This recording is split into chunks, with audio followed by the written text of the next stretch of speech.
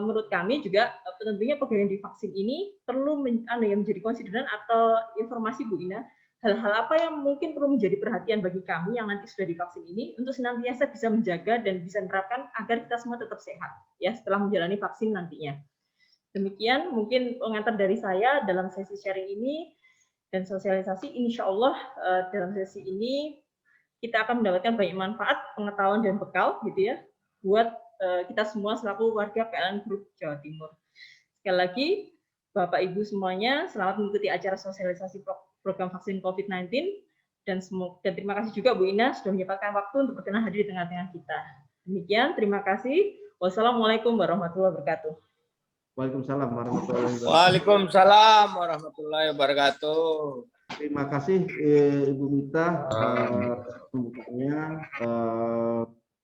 Agenda selanjutnya adalah akan disampaikan paparan oleh Dr. Gigi Ina Mahanani MKes selaku Kepala Bidang Pencegahan dan Pengendalian Penyakit dari Dinas Kesehatan Provinsi Jawa Timur. Saya sampaikan rule-nya, dokter mungkin kita beri waktu 45 menit untuk paparan. Nanti dalam sesi ini tidak ada tanya jawab. Jadi pertanyaan Bapak Ibu sekalian tolong disampaikan melalui kolom chat. Nah, jadi tidak ada pertanyaan interaksi, dan pertanyaan-pertanyaan akan kami bacakan. Jadi nanti paparan 45 menit, menjawab pertanyaan 45 menit.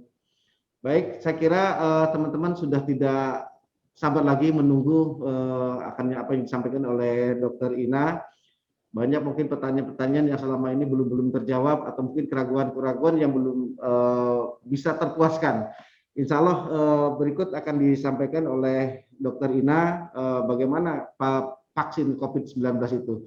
Waktu dan tempat dipersilakan, dokter. Ya. Suara saya sudah bisa terdengar. Oh.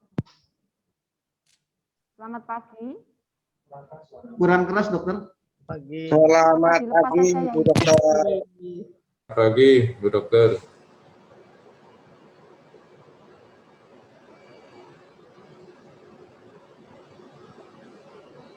Sudah terdengar, namun masih kurang jelas, Bu. Enggak, kurang keras sedikit gitu, Bu Ina.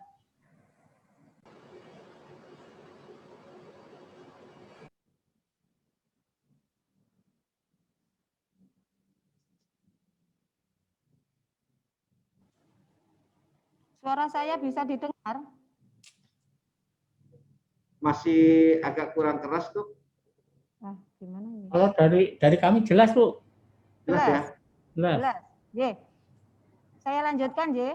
Assalamualaikum warahmatullahi wabarakatuh. Waalaikumsalam warahmatullahi wabarakatuh. Selamat pagi, Bapak Ibu sekalian. PLN Group yang hari ini bisa bergabung dengan kami dari Dinas Kesehatan Provinsi Jawa Timur. Salam sehat semuanya.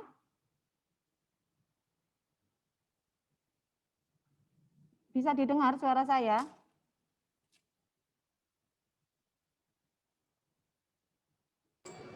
Bisa, Bu. Salam sehat. Bisa. Jelas. Ya, saya lanjutkan, J. Salam sehat semuanya.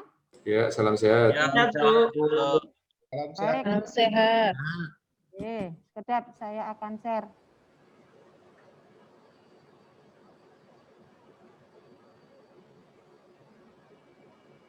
Sudah bisa dilihat? Sudah, Bu. Sudah, Dok. Ya, baik. Hari ini saya akan menyampaikan bagaimana vaksinasi COVID yang sekarang sejak awal Januari kemarin, tanggal 13 Januari sudah mulai dilaksanakan di seluruh Indonesia, ya, termasuk di Jawa Timur. Nah, saya akan menyampaikan beberapa hal yang mungkin penting untuk Bapak Ibu sekalian, ya, baik itu yang sudah divaksin maupun yang belum. Tapi sebelum saya menyampaikan tentang vaksinasi, tentu kita harus mengetahui dulu kenapa kok kita harus vaksinasi, ya. Saya akan perlihatkan dulu mengapa kok kita harus vaksinasi. Awalnya adalah karena penyakit atau pandemi yang sampai saat ini belum selesai di negara kita, ya. Jadi pandemi COVID, jadi virusnya itu seperti ini ya Bapak Ibu sekalian. Ya, gambarnya itu seperti ini. Jadi kalau dilihat dengan mikroskop yang sangat kecil itu seperti ini. Jadi ada serbuk-serbuknya di mana inilah yang menyebabkan kita harus sering mencuci tangan dengan sabun supaya butiran-butiran yang menempel ini lepas ya sehingga mati. Nah, nanti akan saya sampaikan sekilas tentang COVID ya. Di mana COVID ini tanggal berapa kemarin? 2 atau 3 kemarin ya. Tapi nggak usah diulang tahun nih. Saya nggak setuju kalau COVID ini diulang tahun nih. Ya, kalau ulang tahun itu nanti ada ulang tahun 1, ulang tahun 2, ulang tahun 3. Nggak usah ya, nggak usah diulang tahun nih. Tapi sudah setahun kita mengalami pandemi ini, ya, akibat dari pandemi ini di segala sektor, ya, mulai ekonomi, pendidikan, anak-anak kita, kemudian bekerja kita juga merasakan akibatnya, ya. Nah, virus ini mengakibatkan berbagai penyakit yang namanya infeksi SARS-CoV. Ini penyebabnya ya, virus penyebabnya. Mulai dari gejala ringan sampai kematian. Kemarin kita masih mendengar artis ya yang terkenal, Rina Gunawan kemarin juga meninggal akibat COVID, dan mungkin Bapak Ibu juga mengetahui hampir setiap hari kami ini menerima kabar duka ya, tenaga-tenaga kesehatan kami juga berguguran karena COVID ini ya. Dan ini pada usia lanjut ya, usia lanjut dan dengan komorbid tertentu atau penyakit-penyakit tertentu, kondisi ini bisa jadi lebih parah ya. Nah, bagaimana COVID ini menular ya, transmisinya itu dari droplet. Jadi droplet dikeluarkan langsung dari mulut kita ya. Jadi supaya ini tidak menular karena memang orang batuk atau bersin atau ngomong ya itu bisa menularkan COVID ini. Nah, secara tidak langsung transmisinya atau penularannya itu bisa karena apabila kita ngomong, kita terinfeksi, kemudian droplet tersebut menempel di permukaan benda, meja, dan sebagainya. Kemudian kita sentuh dengan tangan kita, dan kita usak-usak di wajah, ya, mata, hidung, atau mulut yang ada lubangnya, tanpa mencuci tangan, disitulah penularan akan terjadi. Ya, jadi ini yang tetap harus diwaspadai Bapak Ibu sekalian, supaya kita lebih waspada karena COVID ini ternyata kemarin sudah ada mutasi ya, virus ya, yang lebih ganas lagi untuk COVID ini. Jadi memang belum aman untuk COVID ini. Nah, gejalanya secara singkat seperti influenza biasa, ya, gejala ringan maupun sedang, ya. Jadi mulai demam, batuk, bisa batuk berdahak, nyeri. Kita biasanya kan kalau mau flu juga nyeri otot, kemudian sakit tenggorokan, ya, sakit kepala, mual, muntah. Nah, ini kadang-kadang memang kita terkecoh dengan penyakit-penyakit lain seperti tifoid, ya, atau demam berdarah, hampir sama gejalanya, ya, atau influenza biasa. Yang menjadi khas adalah gangguan penciuman dan pengecapan. Jadi tidak bisa merasakan dan tidak bisa membau. Ini yang mungkin tidak semua seperti ini, ya, tidak semua yang positif COVID, ya, yang dengan gejala tidak seperti ini. Bahkan banyak yang tanpa gejala, ya, tanpa gejala ya enak-enak saja, ya, tidak merasakan apa-apa, tapi sebetulnya dia membawa virus dan bisa menularkan. Nah, ini ya, ini yang harus kita waspadai. Dan yang khas memang ada gangguan penciuman, jadi tidak bisa membau dan tidak bisa merasakan. Jadi panjenengan hati-hati aja kalau misalnya masakan itu harusnya manis tapi tidak terasa. Nah, apakah memang tidak diberi bumbu itu ya atau memang sudah terkonfirmasi COVID. Tetapi sekali lagi, gejala ini tidak semua orang merasakan, tetapi yang banyak timbul adalah ini. Ya. Nah, kemudian kalau kita lihat, memang 80% itu gejalanya ringan sampai sedang, bahkan tidak ada gejala. Kemudian 15% gejalanya berat, ya. Kalau berat itu sudah harus biasanya ditambahi sesak nafas. Ini termasuk berat, ya. Dan 5%-nya adalah membutuhkan perawatan di ICU, langsung kondisi kritis. Dan biasanya untuk gejala-gejala yang berat ini bisa menyebabkan kematian apabila ada penyakit penyertanya, ya. Ini yang harus diwaspadai, ya, jantung, diabetes, kemudian penyakit paru kronis, hipertensi dan sebagainya, ya. Ini yang harus diwaspadai kelompok-kelompok rentan. Kalau bisa kelompok-kelompok ini jangan kena COVID, ya, supaya mereka aman. Nah, ya, kalau kita punya orang tua, ya, orang tua kita, sanak saudara kita yang punya penyakit kronis atau lansia, memang harus kita amankan, ya, supaya benar-benar kalau tidak perlu tidak usah keluar rumah, ya, seperti itu supaya tidak terkena COVID. Nah, kita lihat sebentar, sekilas saya akan menyampaikan bagaimana situasi COVID. Ini situasi global, ya, sampai dengan saat ini dunia, ya, dunia ini sudah 114 juta, ya, 140.104, ini data per kemarin, ya, tanggal 2, ya. Kemudian yang Indonesia tanggal 3 kemarin ini 1.353.835, sedangkan Jawa Timur ini 130.642.000. Artinya ini 10% dari kasus Indonesia, ya. Indonesia kan 34 provinsi. Tapi 10%-nya dipegang oleh Jawa Timur, ya. Seperti itu. Yang menjadi masalah, ya, CFR atau angka kematian ini dunia ini 2,22%, ya. Artinya dari 100 orang itu 2 atau 3 orang meninggal. Menurut WHO sebetulnya tidak boleh lebih dari 2%, ya. Indonesia kematiannya 2,71%. Ya, ini masih berkisar angka 2, ya, angka 2. WHO-nya menyampaikan tidak boleh lebih dari 2%. Tapi kalau kita lihat Jawa Timur, ini luar biasa. Kematiannya 7,05%. Ya, ini tertinggi se-Indonesia. Jawa Timur ini tertinggi se-Indonesia.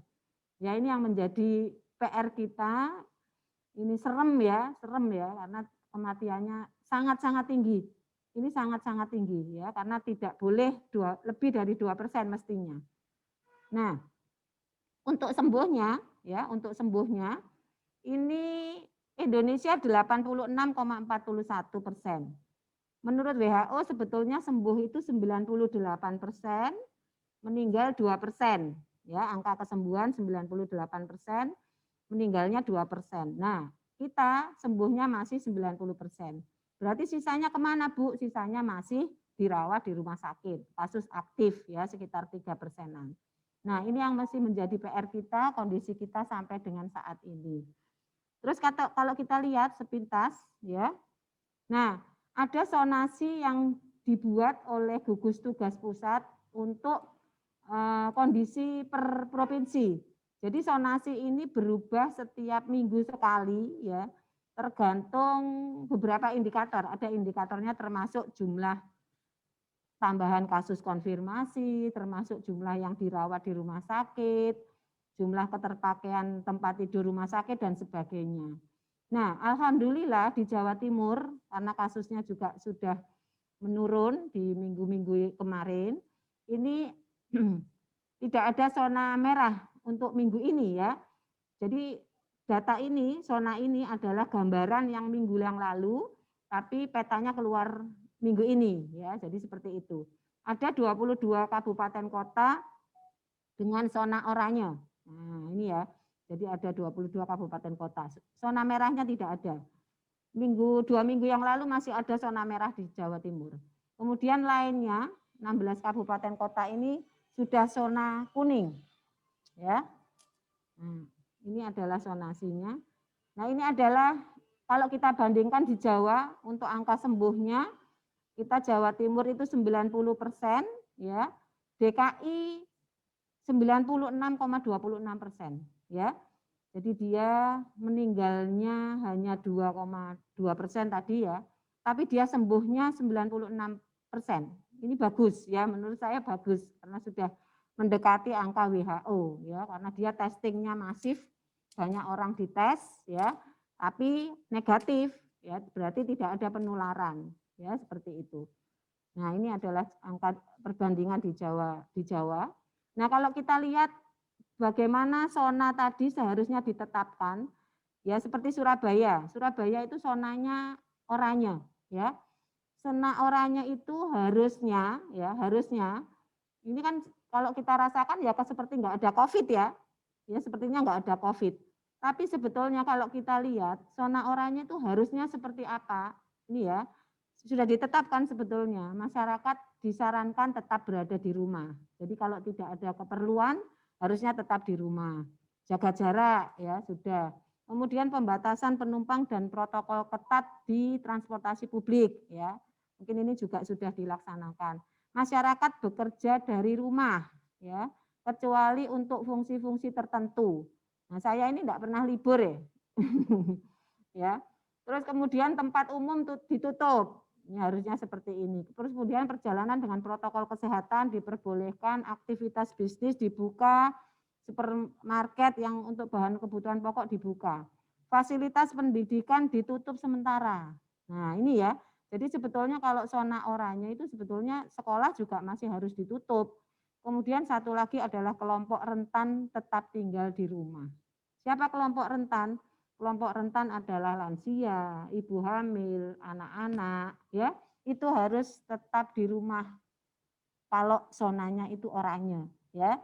Jadi ini untuk kewaspadaan kita sebetulnya seperti ini, tetapi ternyata banyak masyarakat yang mengabaikan ini sehingga kasus kita ini masih bertambah terus, ya, dan angka kematian kita tak terbendung sehingga banyak kasus-kasus yang tidak ada gejala ya, tahu-tahu dia menularkan banyak orang karena dia merasa tidak ada gejala. Ya, seperti itu. Ataupun kalau ada gejala tetap di rumah, tidak diisolasi dan sebagainya sehingga sudah kondisi kritis baru ke Pasienkes atau ke rumah sakit. Nah, bagaimana untuk sebetulnya hal yang sederhana untuk memutus rantai penularan atau memutus bagaimana pandemi ini segera berakhir. Sebetulnya strategi yang paling mudah adalah memutus rantai penularan, ya. Penularannya diturunkan untuk dan mengurangi kematian. Bagaimana kita mengurangi penularan dan bagaimana kita mengurangi kematian, ya seperti itu ya. Jadi kalau ada kasus seharusnya langsung di tracing, dicari siapa yang ketemu dia selama 14 hari, kemudian langsung dikarantina kalau yang tidak ada gejala ya. Kalau yang punya gejala atau gejala sedang atau berat langsung dibawa ke rumah sakit. Harusnya seperti itu ya, karena ini membawa dampak yang luar biasa pada kehidupan kita sehari-hari, politik, ekonomi, sosial, budaya ya, pendidikan dan sebagainya. Kita sudah merasakan itu. Nah, penurunan resiko penularan ya harusnya memang dikarantina kontak eratnya. Jadi siapa-siapa yang ketemu orang yang positif ini harusnya dikarantina 14 hari ya. Karena kemungkinan juga tertular ya. Kemudian diisolasi bagi yang sudah terinfeksi. Ya, diisolasi bisa di tempat-tempat yang disediakan, misalnya di rumah sakit lapangan, bisa di rumah sakit ya untuk yang kasus-kasus dengan gejala sedang atau berat. Jadi seperti itu untuk memutus rantai penularan COVID. Ya, ini sudah kita laksanakan sampai saat ini, tapi mungkin masih banyak yang belum maksimal ya untuk masyarakat kita ya, terutama untuk orang-orang yang tanpa gejala. Jadi kita sendiri tidak tahu apakah kita membawa virus, orang lain juga tidak tahu kalau dia membawa virus. Jadi kita sama-sama harus menjaga supaya dia ataupun kita tidak menularkan satu sama lain. Ya. Terus bagaimana kita mencegah COVID? Ya, ini adalah protokol kesehatan yang sudah kita lakukan sehari-hari. Ya, dimanapun kita sekarang harus pakai masker. Maskernya harus tutup mulut dan hidung. Ya, tidak boleh di bawah sini, ya, atau di leher. Ya. Kemudian hindari kontak dengan orang lain. Jaga jarak, ya, antara 1 sampai 2 meter, tapi yang terbaik mestinya 2 meter ya dengan panjang lengan seperti ini. Kemudian hindari keramaian, kerumunan ya, dan ruang berventilasi buruk. Ruang dengan jendela dibuka atau dengan jendela dibandingkan dengan ruangan ber-AC itu lebih baik jendelanya juga harus dibuka supaya udara bisa keluar masuk. Kemudian sering-sering mencuci tangan pakai air dan sabun ya, atau kalau di ruangan bisa disiapkan hand sanitizer. Terus ya langsung pakai hand sanitizer ya Pak ya. Terus kemudian mencuci tangan ya.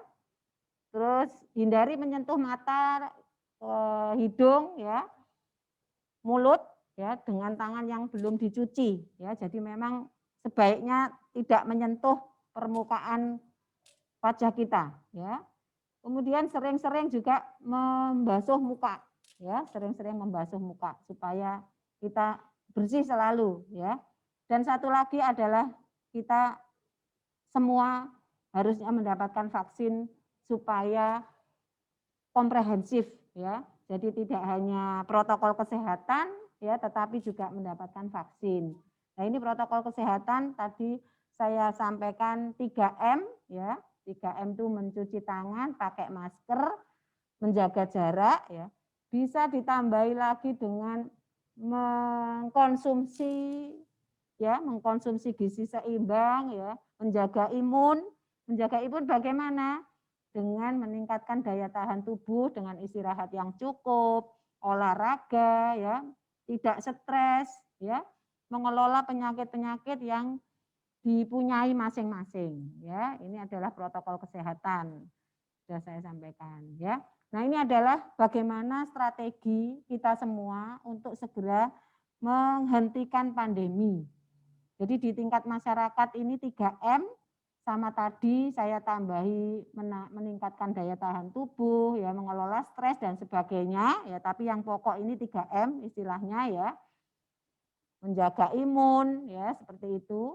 Kemudian di tingkat masyarakat, di tingkat pemerintah kita harus tetap meningkatkan testing. Testing itu berapa orang yang dites, ya berapa. Kalau tidak dites ya nggak ketemu, ya tidak ketemu. Makanya harus dites. Kalau di DKI itu testingnya masif, ya testingnya masif sehingga segera ditemukan kasusnya dan dilakukan tracing, ya. Tracing itu melacak siapa saja yang ditemui. Kalau sudah ditemui harus segera dikarantina kontak eratnya. Jadi kontak eratnya dikarantina. Kemudian yang sakit dengan gejala sedang berat dilakukan treatment atau dirawat di rumah sakit. Ya, yang tidak ada gejala tetap dilakukan karantina, bisa dilakukan di rumah atau di rumah sakit lapangan yang sudah ada. Ini adalah tugas dari pemerintah dan masyarakat juga turut membantu. Dan ditambah lagi sekarang adalah vaksinasi. Jadi ini semua adalah strategi komprehensif yang harus dilakukan. Kalau hanya vaksinasi tok, ya vaksinasi saja, ininya kendor, ya tetap saja nggak akan selesai. Ini saja, ini tidak, ya juga tidak bisa selesai. Jadi semuanya harus dilaksanakan dengan komprehensif. Ya, itu adalah gambaran bagaimana strategi kita, ya. Kita semuanya, jadi kalau ada kasus tolong kontak eratnya juga dilakukan karantina. Jadi panjenengan mungkin ada beberapa karyawan yang sudah pernah positif dan yang lain juga dilakukan karantina, dilakukan testing, ya mungkin secara rutin kalau perusahaan-perusahaan seperti PLN gitu melakukan testing secara rutin ya mungkin ya biasanya ya. Itu bagus ya sehingga kita bisa tahu secara rutin bagaimana kondisi kesehatan dari anggota kita. Kalau kami untuk tenaga kesehatan di fasilitas pelayanan kesehatan itu juga secara rutin dilakukan tes 2 minggu sekali, ya dilakukan tes karena mereka yang paling dekat dengan masyarakat, ya paling dekat di membantu pertolongan kesehatan di fasilitas pelayanan kesehatan. Nah, itu adalah gambaran bagaimana strategi kita sebelum saya menginjak bagaimana kita menggunakan vaksin. Jadi kenapa kok dilakukan vaksin? Ya, karena memang kita punya sejarah yang sudah membuktikan bahwa vaksin ini bisa mencegah penyakit menular yang berbahaya. Kalau kami di kesehatan memang sudah pernah sukses, ya, sukses dan masyarakat mungkin juga merasakan. Untuk penyakit cacar tahun 1974 ini sudah dinyatakan eradikasi, sudah tidak ada kasusnya, ya dengan vaksinasi, ya vaksinasi. Jadi memang ada penyakit-penyakit yang disebut penyakit yang dapat dicegah dengan imunisasi. Kalau kita tahu anak-anak kita mulai bayi, ya itu dilakukan vaksinasi campak, polio, DPT, ya. Difteri, pertusis, tetanus, ya. Kemudian ada lagi vaksin influenza dan sebagainya. Ya, ini adalah untuk mencegah penyakit-penyakit menular. Jadi memang mulai bayi, ya, mulai bayi sampai anak-anak kita itu di sekolah dasar, ya, itu disiapkan gratis oleh pemerintah untuk melaksanakan vaksinasi. Karena memang sudah ada sejarahnya, ya, eradikasi cacar tahun 74. Kemudian Indonesia sudah dinyatakan bebas polio tahun 2014, jadi sudah tidak ada penyakit-penyakit itu sampai dengan saat ini karena vaksinasi, ya karena vaksinasi. Jadi sebagian besar penyakit-penyakit ini memang sudah berhasil tidak ditemui lagi karena keberhasilan vaksinasi.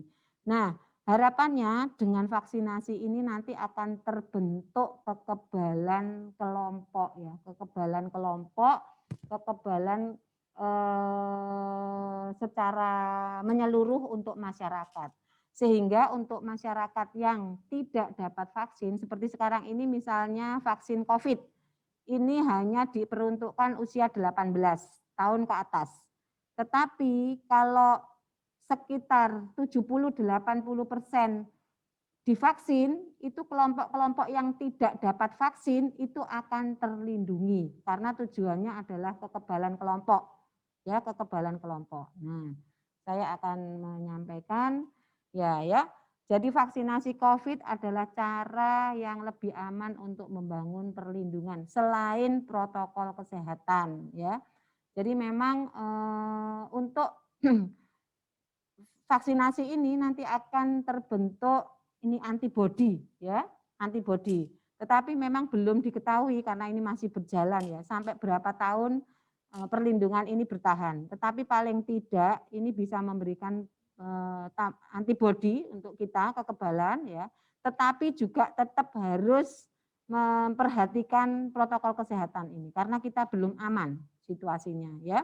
Terus kemudian risiko penyakit parah dan kematian akibat COVID jauh lebih besar daripada manfaat kekebalan alami. Jadi kalau kita tanpa vaksin dan dengan vaksin, ya tentu saja kita akan mendapatkan kekebalan yang lebih baik, ya ditambah dengan protokol kesehatan. Dan vaksinasi COVID membantu melindungi kita membangun kekebalan tanpa risiko penyakit yang lain, ya. Nah, ini adalah manfaatnya, ya. Jadi merangsang kekebalan tubuh, mengurangi risiko COVID, tapi tetap harus protokol kesehatan loh, ya. Ini yang harus kita sampaikan betul kepada masyarakat, jangan sampai kalau sudah mendapatkan vaksin kemudian protokol kesehatannya dilepas, tidak, ya. Karena masih bisa tertular, masih ya apabila kita tidak patuh pada protokol kesehatan. Tetapi ya apabila tertular ya setelah mendapatkan vaksin itu dampaknya tidak terlalu berat, ya asal sudah 2 dosis, ya asal sudah 2 dosis. Dan harapannya memang akan terbentuk imunitas kelompok, ya imunitas kelompok, karena harapannya 70-80% itu akan membentuk kekebalan kelompok. Ini ya, jadi tujuannya itu tadi manfaatnya terutama untuk perseorangan, tetapi kalau untuk tujuan secara keseluruhan ini harapannya ada kekebalan kelompok di masyarakat kita. Kalau 80% masyarakat tervaksinasi. Kalau itu tidak mencapai target, itu tidak akan terbentuk kekebalan kelompok. Makanya saya menyambut baik dari PLN membuat sosialisasi ini supaya nanti pada saatnya dilakukan vaksinasi ini semuanya bisa tervaksinasi ya, tidak ada yang menolak karena tujuannya kita semua mau segera pandemi ini berakhir ya. Kita mau pandemi ini segera berakhir. Kemudian menurunkan kesakitan dan kematian, melindungi dan memperkuat sistem kesehatan ini tentu saja ya kalau semuanya pandemi ini berakhir ya sistem kesehatan yang lain ya yang selama ini agak terabaikan karena pandemi ya ini bisa kita tingkatkan lagi ya kalau pandemi ini sudah berakhir. Dan yang paling penting juga bagaimana produktivitas yang selama ini kita rasakan dalam setahun ini juga bisa pulih kembali ya karena selama ini kita merasakan dampak di segala bidang untuk pandemi ini. Nah, ini saya sampaikan bagaimana imunisasi bisa melindungi masyarakat. Ini kalau kita lihat saja, ya seperti ini, ya. Ini kalau yang merah-merah ini tidak diimunisasi, ya. Dia akan sakit, ya, dan bisa menularkan kepada yang kuning ini, ya kuning. Ya ini anggap saja yang merah ini yang sakit, tapi tidak diimunisasi, ya. Kalau yang ini belum diimunisasi tetapi masih sehat. Ya, belum diimunisasi masih sehat. Jika tidak ada imunisasi, penyakit ini ya akan menyebar seperti ini, ya. Penyakit ini akan menyebar yang merah-merah ini, ya. Nah, apabila beberapa orang diimunisasi, ya. Ini kalau yang ini diimunisasi yang 1, 2 biru ini, ya. Biru ini penyakitnya tetap menyebar tapi tidak sebanyak ini.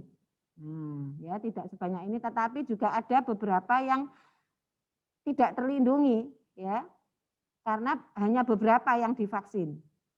Nah, kalau 70-80% atau sebagian besar tervaksin, ya, ini sebagian besar yang lain juga terlindungi. Nah, ya makanya tadi disampaikan herd immunity atau kekebalan kelompok itu kalau ya sebagian besar ini 80% tervaksinasi sehingga yang lain itu bisa ikut dalam kekebalan tersebut. Jadi ini memang harapannya terbentuk herd immunity apabila 70-80% itu sudah divaksinasi. Jadi penyebaran penyakit bisa dikendalikan. Beberapa orang yang tidak diimunisasi yang di bawah 18 tahun itu bisa terlindungi karena kekebalan imunitas tadi. Ya, jadi tujuannya itu untuk dilakukan vaksinasi COVID. Nah, ini pentingnya imunisasi. Tadi saya sampaikan bagaimana secara proteksi melindungi pada perseorangan membentuk antibodi. Tetapi yang lebih penting lagi adalah kekebalan kelompok. Ya, jadi kekebalan kelompok sehingga usia yang tidak divaksinasi itu juga akan mendapat imbasnya, ya, jadi mendapat kelompok proteksinya, ya, jadi proteksi untuk kelompok yang tidak divaksin itu juga akan terproteksi karena herd immunity tadi sudah terbentuk, ya, jadi tidak hanya perseorangan tadi, tetapi secara kelompok itu juga akan terjadi perlindungan. Nah, seperti itu. Ya, ini pentingnya imunisasi ini. Nah, ini adalah instruksi Presiden supaya vaksinasi ini bisa berhasil. Ya, jadi Presiden sudah mendapatkan vaksin pada tanggal 13. Kemudian para tokoh di provinsi itu tanggal 14 Januari, di kabupaten kota mulai tanggal 15 dan sekarang sudah di tahap kedua di mana tahap pertama adalah sumber daya manusia kesehatan dan tahap kedua adalah lansia dan pelayanan publik. Sekarang sedang berjalan. Dan untuk sampai saat ini ya vaksin ini diberikan secara gratis. Meskipun kemarin ada beberapa wacana ya, tapi belum ya. Beberapa BUMN akan mendapatkan vaksin secara mandiri. Ya, ini nanti ini urusannya para petinggi, tetapi untuk masyarakat ini secara gratis karena vaksinnya sudah disiapkan oleh pemerintah. Kemudian memang di tahun ini kita semua terfokus ya, anggaran-anggaran kita ini difokuskan, dialihkan ya untuk vaksinasi, untuk memberi vaksin ya dan untuk kegiatan ini. Ya, jadi memprioritaskan atau relokasi anggaran untuk kegiatan vaksinasi ini supaya vaksin ini bisa lancar ya.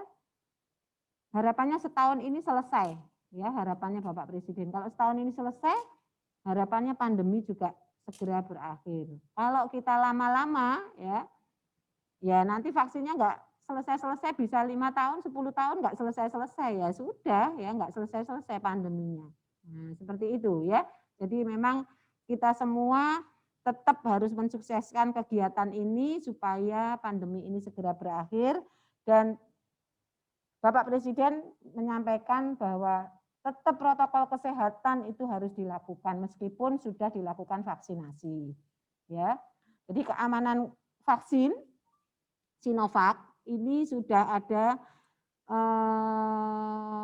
EUA ya, Emergency Using Authorization dari BPOM ya. Jadi sebelum otorisasi ya, itu sudah benar-benar BPOM dengan hati-hati meninjau dengan bagaimana keamanan dan uji klinisnya. Dan kemudian Kementerian Kesehatan juga minta pertimbangan para ahli ya. Sudah semuanya dilalui. Dan setelah otorisasi, BPOM secara ketat memantau keamanan vaksin dan efek sampingnya. Ya, jadi ini dipantau terus oleh BPOM, ya, supaya kejadian ikutan pasca imunisasi atau hal-hal yang lain akibat vaksin ini juga bisa dievaluasi seperti itu. Dan untuk aspek legal pelaksanaan vaksin, ini sudah ada Perpresnya, sudah ada peraturan Menteri Kesehatan, ada Kepmenkesnya, ya. Kemudian juga ada petunjuk teknis untuk pelaksanaan vaksinasi, ya. Sudah semuanya sudah disiapkan, ya, aturan-aturan atau payung hukumnya. Kemudian dari MUI, Majelis Ulama, juga sudah mengeluarkan fatwa bahwa vaksin Sinovac ini yang diproduksi oleh Bio Farma ini adalah vaksin yang suci dan halal. Jadi ini yang harus kita sampaikan kepada masyarakat supaya masyarakat tidak ragu lagi, ya, tidak usah ragu lagi untuk melakukan vaksinasi, ya, dengan beberapa tahapan memang. Dan dari Kementerian Kesehatan, ya, juga sudah menyampaikan kalau di awal Januari, Februari itu Januari sampai dengan awal Februari, itu lansia pada saat itu tidak boleh. Tetapi dengan adanya surat edaran dan sudah ada di Juknis juga, Juknis yang baru, lansia 60 tahun ke atas sudah bisa diberikan dengan interval 28 hari. Kalau usia 18 sampai 59 tahun, intervalnya adalah 14 hari. Kemudian untuk komorbid tertentu, ya, apabila tensinya di atas 180 ya per 100 ya, ini dipantau ya, diberi obat biasanya ya, jika sudah terkontrol bisa dilakukan vaksinasi. Kemudian diabetes juga bisa dilakukan vaksinasi apabila tidak ada komplikasi akut. Kemudian yang pernah COVID juga boleh dilakukan vaksinasi.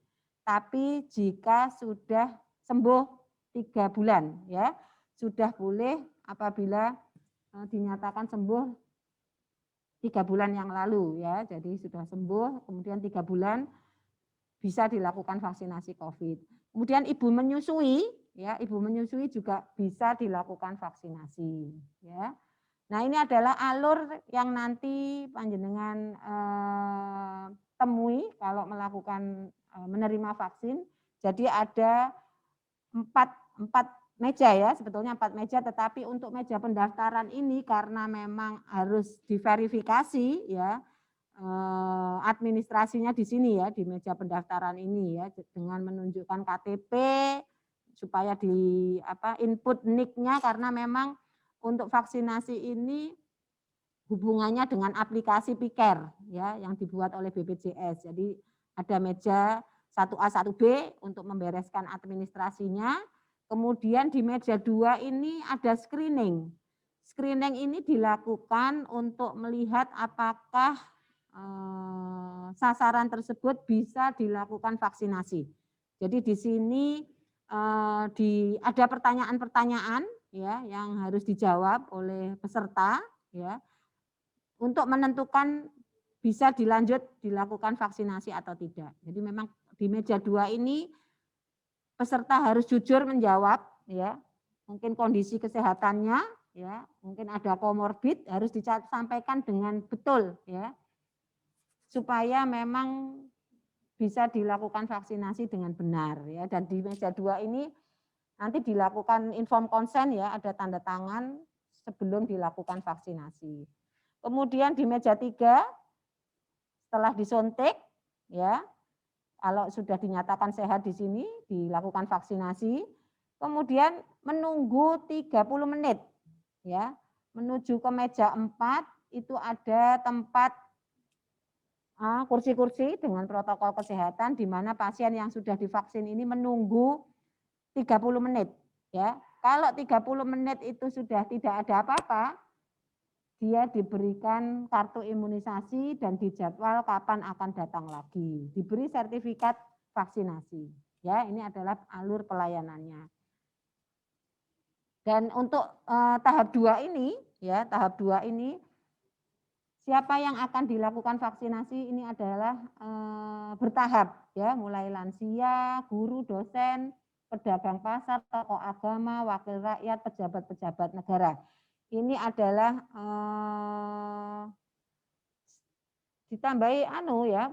Oh ini ya, pegawai pemerintah, keamanan, pelayanan publik ya. Seperti PLN ini masuk pelayanan publik ya. Kemudian untuk dari transportasi, atlet juga akan diberikan di tahap kedua ini. Harapannya tahap kedua ini akan selesai di bulan Mei. Jadi nanti akan diberikan bertahap, di mana pemberiannya bisa di fasilitas pelayanan kesehatan, bisa di puskesmas maupun di rumah sakit. Jadi nanti kalau yang lansia ya harusnya di fasilitas pelayanan kesehatan supaya lebih aman ya. Kemudian ini Dinas Kesehatan Kabupaten Kota sudah mengatur ya supaya pemberiannya bisa dilakukan di fasilitas pelayanan kesehatan atau dilakukan massal. Beberapa kali Surabaya sudah melakukan vaksinasi massal ya, pernah yang nakes itu di YKP, kemudian di Samator kemarin untuk lansia. Kemudian di Provinsi Bali ini sudah melaksanakan vaksinasi massal drive-thru. Ya, drive-thru seperti kalau kita beli makanan gitu ya, di drive-thru itu jadi dilakukan vaksin sambil menunggu 30 menit parkir, kemudian dinyatakan selesai setelah 30 menit ditunggu di meja 4. Jadi ini bisa dilakukan berbagai cara untuk vaksinasi ini untuk mempercepat supaya cepat dalam bulan Mei untuk tahap kedua ini bisa selesai ya, sehingga setahun ini bisa diselesaikan semuanya ya. Ini metode pelayanannya bisa di lansia, bisa di fasilitas pelayanan kesehatan, pendidik. Nah ini Dinas Kesehatan Kabupaten Kota yang mengatur nanti tempatnya di mana ya, bisa dilakukan dimanapun ya, atau di institusinya. Kalau memang tenaga kesehatannya dari puskesmas ada tenaga tambahan, mungkin kalau orangnya banyak bisa divaksin di institusinya, bisa seperti itu ya. Nah, apa yang harus diperhatikan ya sebelum divaksin ya. Jadi sebelumnya bagaimana panjenengan harus paham tentang vaksin ini sendiri ya. Jadi memang untuk vaksin ini Sinovac yang digunakan ini usia 18 sampai 59 tahun ya. Kemudian 18 tahun ke atas, 18 tahun ke atas karena lansia sudah boleh. Kemudian yang komorbid juga sudah boleh dengan kriteria tertentu tadi ya. Komorbid itu ada hipertensi, diabetes, jantung dan sebagainya. Ya. Terus kemudian juga harus dilihat apakah vaksinasi COVID direkomendasikan untuk kita. Kalau kita belum berusia 18 tahun ya jangan ikut untuk vaksinasi ini ya. Kemudian selama vaksinasi baca informasi tentang vaksin COVID yang spesifik yang akan kita terima. Jadi vaksin yang akan kita terima adalah vaksin Sinovac ya. Dan nanti setelah vaksinasi kita akan mendapatkan kartu catatan ya. Kapan kita harus mendapatkan dosis kedua. Kemudian setelah dilakukan vaksinasi yang harus kita perhatikan apakah ada efek simpang atau kejadian ikutan pasca imunisasi. Nah ini kalau yang berat ini sampai saat ini hampir belum ada ya, mudah-mudahan tidak ada. Kalau saya merasakan karena saya sudah divaksin, efeknya itu gampang ngantuk dan gampang lapar. Ya, gampang ngantuk dan gampang lapar. Jadi nggak usah takut ya karena gampang ngantuk dan lapar ini ya. Terus kemudian bagaimana kapan kita akan mendapatkan vaksin kedua ini harus ditanyakan. Ini nanti biasanya ditulis di kartu vaksinasi. Kalau petugasnya lupa, panjenengan harus menanyakan ya. Dan terus digunakan semua tindakan untuk melindungi diri dan orang lain termasuk protokol kesehatan tadi. Jadi ini ya. Ini saya ambil dari flyer-flyernya promosi kesehatan. Jadi untuk yang 18 tahun ke atas yang punya komorbid memang harus ekstra hati-hati atau menjawab dengan baik di meja 2 untuk screening ya. Dan untuk yang komorbid yang saya sebutkan tadi memang sebaiknya ada rekomendasi dari dokternya ya. Ini sudah manfaat COVID. Nah ini ya, jadi untuk yang mengidap penyakit komorbid memang harus ada rekomendasi dari dokter yang merawat ya. Terus untuk yang terkontrol ya, terkontrol apabila sudah minum obat teratur ini bisa dilakukan vaksinasi ya. Ya, ini ya. Jadi ini untuk penyandang yang memiliki faktor risiko penyakit tidak menular, jadi penyakit tidak menular itu hipertensi, diabetes, kanker, asma dan sebagainya ya. Jantung, ginjal itu termasuk penyakit tidak menular. Jadi tanyakan kepada dokter yang merawat apa direkomendasikan atau tidak ya. Kalau direkomendasikan ya langsung bisa divaksinasi. Kalau tidak direkomendasikan mungkin diberi obat dulu supaya dia terkontrol. Setelah direkomendasikan baru dilaksanakan vaksinasi. Untuk diabetes dan hipertensi apabila dia minum obat teratur ya, itu artinya terkontrol bisa dilakukan vaksinasi. Apabila tidak ya tanya dokter dulu ya, apabila diobati ini menjadi biasanya ditunda ya, kalau tidak minum obat teratur ditunda, tanya ke dokter dulu. Kemudian apabila sudah diobati terkontrol bisa dilakukan vaksinasi. Kalau tidak tahu penyakitnya apa-apa, ya tetap harus cek secara cepat bagaimana tekanan darahnya, indeks massa tubuhnya, gula darahnya dan sebagainya. Ya ini dicek. Kalau memang sehat bisa dilaksanakan vaksinasi. Terus kemudian lansia. Lansia ini ada beberapa kriteria yang ditetapkan ya. Jadi lansia itu ada yang boleh dan ada yang tidak memang ya.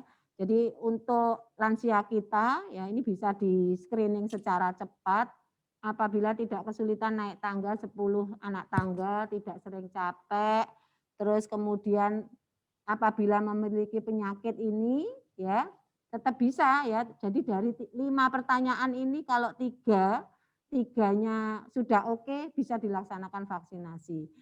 Tidak kesulitan jalan kaki, tidak mengalami penurunan berat badan dan sebagainya. Jika lansia sudah mengantongi 3 syarat ini, minimal 3, boleh dilakukan vaksinasi. Artinya dinyatakan sehat, ya. Jadi sehat. Kemudian jika ada penyakit yang berat, tetap ini harus terkontrol dan hasil screening kerentanan yang tadi saya sampaikan ini, ya, ini 3 sudah oke. Berarti boleh ya. Nah, ini jadi yang punya komorbid ya, hipertensi tadi yang saya sampaikan kalau dia terkontrol ya minum obat teratur itu boleh dilakukan vaksinasi. Kemudian diabetes juga kalau terkontrol dan tidak ada komplikasi yang akut, boleh dilaksanakan vaksinasi. Untuk penyintas kanker yang sudah pernah sakit kanker juga boleh dilakukan vaksinasi. Yang sudah pernah COVID juga boleh dilaksanakan vaksinasi setelah sembuh 3 bulan, ya, seperti itu.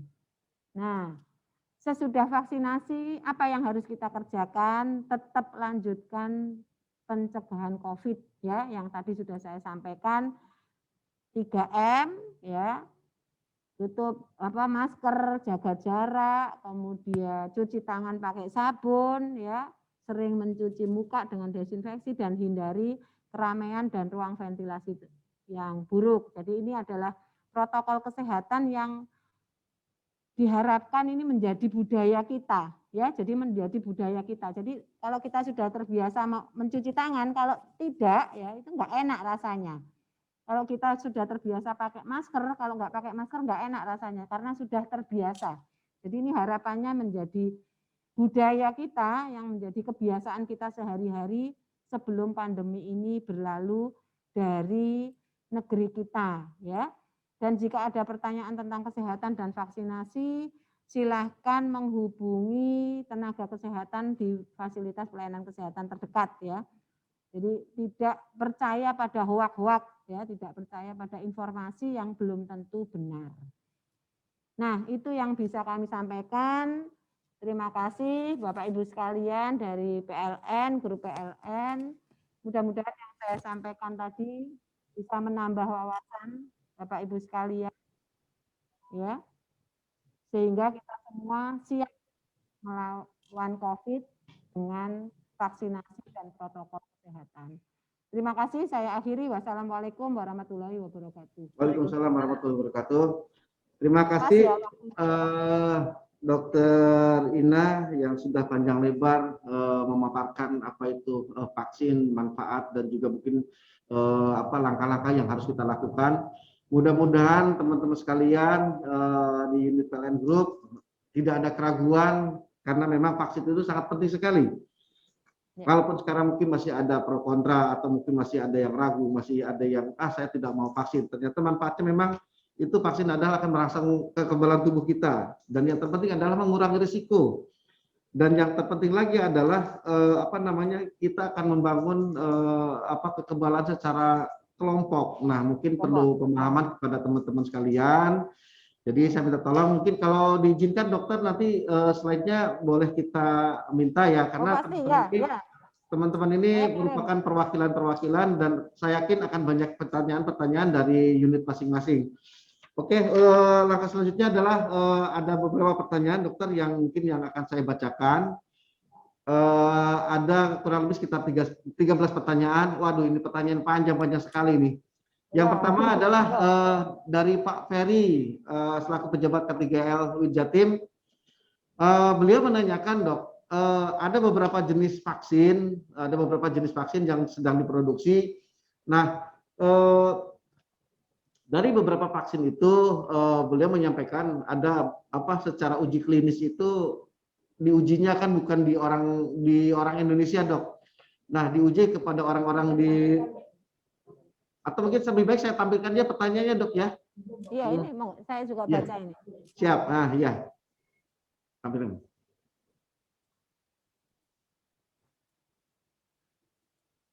Nah, ini sudah muncul ya, Dok, ya? Ya. Oke.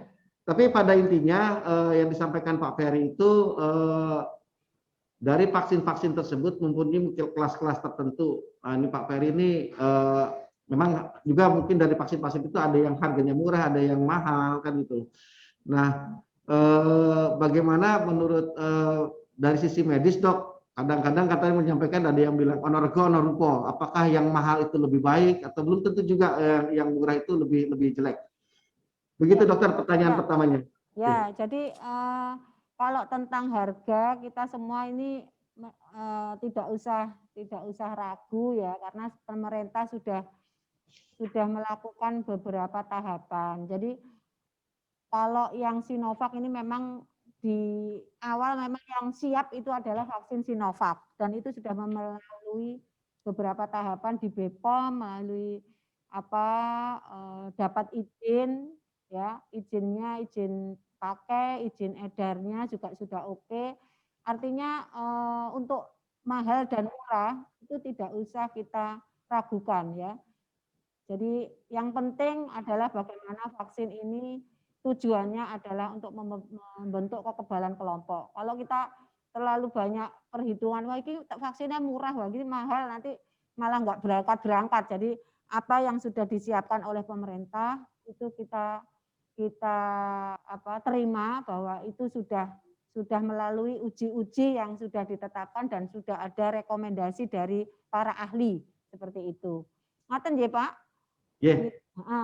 Ditambahkan mungkin dok, apakah mungkin dok nanti ke depan akan dilaksanakan vaksin secara mandiri dan itu mungkin mekanismenya seperti apa? Oh ya, ada beberapa wacana untuk BUMN itu melaksanakan vaksin mandiri. Mungkin nanti bisa dikoordinasikan oleh Kementerian BUMN, ya.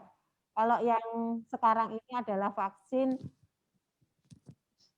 yang memang untuk seluruh masyarakat yang lain, tetapi ada vaksin-vaksin yang memang disiapkan untuk secara mandiri, tapi ini nanti mungkin dikoordinasikan dengan Kementerian BUMN, ya, seperti itu. Karena memang di informasi awal kan semuanya gratis, tetapi mungkin ada kondisi-kondisi tertentu yang menyebabkan ada beberapa yang kepengen kantornya cepetan, mungkin ya seperti itu ya, cepetan segera selesai. Jadi saya beli aja vaksinnya dari pemerintah, seperti itu. Karena kalau di jadwal misalnya nanti baru nanti untuk masyarakat luas itu nanti di bulan akhir-akhir tahun misalnya seperti itu. Jadi untuk mempercepat mau beli saja misalnya seperti itu. Jadi ini mohon nanti dikoordinasikan dengan kementerian yang ada. Kementerian Panjenengan berarti ikutnya BUMN ya? Ya. Yeah. Ya. Tapi kalau sudah dijadwal di Dinas Kesehatan Kabupaten Kota ya ikut saja kalau sudah dijadwal seperti itu. Yeah. Baik, terima kasih dokter. Pertanyaan kedua dari Pak Hadi, ada beberapa pertanyaan ya. Pertanyaannya, kenapa kita harus 2 kali vaksin dok? Ya. Apakah berbeda jenis vaksinnya atau hanya yang satu? Kalau yang hanya 1 kali itu akibatnya seperti apa? Dan pertanyaan berikutnya, jarak antar vaksin maksimalnya berapa lama? Dan apakah ada rencana vaksin jenis lain yang akan dilakukan dan berapa lama masa kekebalan setelah menerima vaksin? Itu ya. Dok pertanyaannya. Ya. Jadi memang untuk vaksinasi Sinovac ya ini memang 2 kali pemberian ya. Jadi 2 kali. Jadi kalau hanya sekali ini kekebalannya belum maksimal. Jaraknya kalau untuk umur 18 sampai 59 itu jaraknya 14 hari. Ya, 14 hari atau mundur. Bisa mundur 14 hari kemudian. Jadi kalau sekarang divaksin, itu jadwal berikutnya adalah 14 hari. Tetapi kalau tidak bisa datang, bisa mundur 14 hari lagi. Tapi tidak boleh maju. Nah, gitu ya. Kalau lansia, 28 hari. Memang harus 2 kali. Supaya kekebalannya itu maksimal. Jadi ada boosternya. Diberi 2 kali. Ya, kalau hanya 1, tidak akan terbentuk kekebalan kelompok yang seperti saya sampaikan. Dan itu harus minimal 80% masyarakat kita tervaksin. Seperti itu. Ya. Terus kemudian kekebalannya, lah ini yang belum ada penelitiannya karena memang sekarang baru dilaksanakan. Ya, ada para ahli yang menyampaikan 1 tahun, ya seperti itu, tapi belum ditetapkan berapa kekebalannya. Tapi yang sudah pasti membentuk kekebalan atau antibodi untuk dirinya sendiri dan untuk kekebalan kelompok, ini yang penting. Ya. Yeah. Baik. Terima kasih dokter. Pertanyaan selanjutnya dari Pak Rozi Hermawan UP3 Kediri. Mohon informasi mengenai pemberian vaksin untuk skema di PLN. Ini memang yang kami tangkap begitu dok. Jadi di masing-masing kabupaten atau Pemkot ini mekanismenya tidak sama. Tidak sama. Apakah itu memang sudah pure diserahkan ke masing-masing dinas di Pemkab setempat atau seperti apa, Dok? Ya. Jadi sebetulnya mekanisme pemberian vaksinasi ini di konsepnya adalah wilayah. Ya wilayah. Jadi kalau yang ada di Surabaya nanti koordinasinya dengan Dinas Kesehatan Kota Surabaya. Saya provinsi, saya tidak punya wilayah. Jadi kalau panjenengan ada di Surabaya nanti koordinasinya sama Dinas Kesehatan Kota Surabaya. Silakan bersurat. Ya, tapi rasanya sudah sudah dijadwal ya dengan Dinas Kesehatan. Kalau belum, silakan berkoordinasi ke Dinas Kesehatan Kota. Seperti itu. Datanya datanya juga diberikan nama-namanya ya. Karena nama panjenengan mungkin sudah didaftarkan ke pusat. Tetapi itu kan nama gelondongan semua. Yang untuk Dinas Kota Surabaya panjenengan serahkan dengan surat resmi, monggo berkoordinasi untuk penjadwalan. Biasanya akan dijadwal dilakukan di Fasiankes terdekat, mungkin di rumah sakit mana atau bagaimana seperti itu. Nanti ada koordinasinya. Silakan berkoordinasi. Ya. Baik, dokter, mungkin ini ada kaitannya dok. Kalau katakanlah kita sudah dilakukan koordinasi dengan dinas kesehatan terkait dan kita sudah dijadwalkan sebetulnya. Tetapi informasi terakhir, ini vaksinnya habis. Nah, ini bagaimana dok? Sedangkan kita secara aplikasi sudah terjadwal di tanggal tersebut. Bagaimana dok? Biasanya kalau aplikasi itu dimasukkan pada saat panjenengan datang. Panjenengan datang ya. Kalau kemarin-kemarin yang di awal itu kan memang ada aplikasi SMS Blast itu waktu itu untuk SDM kesehatan, tetapi ternyata banyak trouble. Jadi itu sudah tidak digunakan lagi. Jadi kalau ada data ya tertulis disampaikan ke Dinas Kesehatan, pada saat yang bersangkutan datang dengan membawa KTP dan surat keterangan, kalau barengan ya nggak masalah ya, dengan surat keterangan bahwa yang bersangkutan bekerja di situ, ya itu sudah bisa masuk seperti itu ya. Kalau sudah biasanya ada jadwal resmi kok dari Dinas Kesehatan Kabupaten Kota. Nanti panjenengan kalau kesulitan saya bisa bantu untuk menyampaikan ke Dinas Kota Surabaya. Baik dok, terima kasih. Nanti kita akan follow up ya terkait dengan pelaksanaan vaksin di Kota Surabaya. Ya. Untuk yang Surabaya belum dijadwal ya? Gini dok, informasi kebetulan kan kita di Surabaya ini kan ditunjuk di rumah sakitnya PHC dok. Oh iya. PHC betul. Dan kita dari Dinas Kesehatan Pemkot Surabaya hanya diberikan kuota 20%, sekitar 470 dari 200 sekian. Oh iya. Tetapi informasi terakhir vaksin di Surabaya dan Gresik saat ini kosong gitu loh dok. Oh sudah kita suplai kok kemarin. Oke, terima kasih informasinya dokter. Nanti akan kita follow up lagi dengan PHC dokter. Tapi memang mungkin bertahap. Artinya mungkin karyawannya panjenengan 400, mungkin separuh dulu misalnya seperti itu. Karena ini vaksin ini akan datang terus seminggu sekali katanya dari pusat seperti itu. Makanya memang tidak bisa seluruhnya gitu dapat gitu karena memang bertahap. Nanti saya beri kontak person lewat Bu Mita. Kalau ada kesulitan nanti saya bantu ke Dinas Kota Surabaya. Baik dokter. Iya, terima kasih. Untuk pertanyaan nomor 4 saya kira sudah terjawab ya di paparan dokter tadi. Iya, ini saya kirim lewat Bu Mita. Nah, mungkin ini dok, ya tadi juga sudah disampaikan juga sih pertanyaan-pertanyaan yang untuk nomor 5 juga saya kira sudah terjawab semua. Mungkin ini ada ini. Vaksin untuk anak-anak dok tadi dok mungkin yang penting ya. Belum, untuk sampai saat ini vaksin yang tersedia itu rekomendasinya untuk 18 tahun ke atas. Jadi kalau 80% masyarakat kita ini sudah divaksin, anak-anak akan terlindungi juga. Artinya kelompok yang tidak divaksin itu akan terlindungi juga. Seperti itu. Jadi memang vaksinnya yang sekarang ini baru bisa untuk 18 tahun ke atas. Ya. Baik, pertanyaan selanjutnya dok. Saya kira ini sebetulnya sudah tadi secara jelas, tapi mungkin ini saya bacakan saja. Sejak pertengahan Januari sudah berapa banyak vaksin di Jawa Timur? Dan pertanyaan kedua, dalam 1-2 bulan ke depan, bagaimana roadmap vaksin di Jawa Timur? Apakah targetnya berapa orang dan prioritas dan segmen masyarakat seperti apa? Itu dok. Oh iya, jadi setiap hari memang saya menyampaikan hasil yang sudah divaksin ini kepada Kominfo, kepada ini ya unit-unit yang memang membutuhkan data, tetapi sampai dengan saat ini memang belum seluruhnya. Jadi ada lansia, sebentar saya lihat data ini sampai saat ini ya. Kalau Jawa Timur dari keseluruhan ya, dari keseluruhan keseluruhan masyarakat ini baru 13,83% dari sasaran yang ditetapkan. Iya. Ya. Mudah-mudahan setahun ini selesai kalau vaksinnya lancar. Karena antusias masyarakat itu luar biasa, memang antusias masyarakat. Ya, mudah-mudahan selesai. Terima kasih dokter.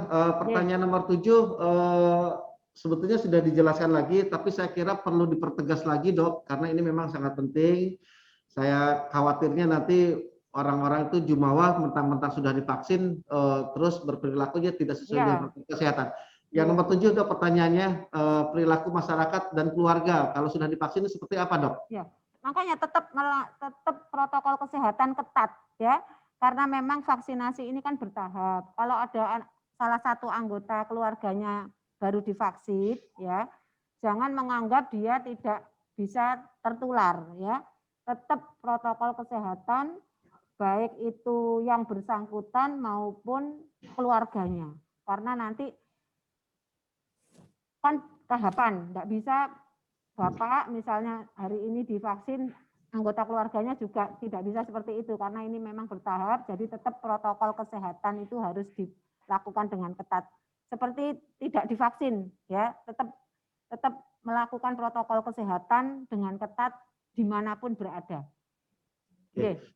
Itu mungkin dokter mungkin bisa sedikit ditambahkan dok, apakah proteksi dengan seseorang setelah divaksin itu berapa persen kemungkinannya dok untuk bisa proteksi kita dari corona? Apakah sudah 2 kali suntik atau belum ya? Jadi memang harus lengkap dulu ya, dan memang protokol kesehatan itu harus tetap dilaksanakan ya. Proteksinya itu proteksi kelompok.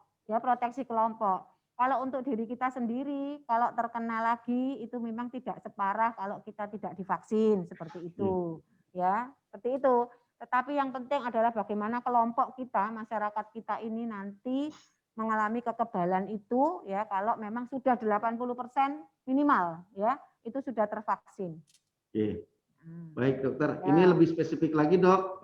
Pertanyaan dari UP3 Malang itu. Tadi memang ibu menyusui boleh divaksin, tetapi apakah ada syarat-syarat tertentu dok agar bisa divaksin untuk ibu menyusui? Ibu menyusui yang sehat, ya toh.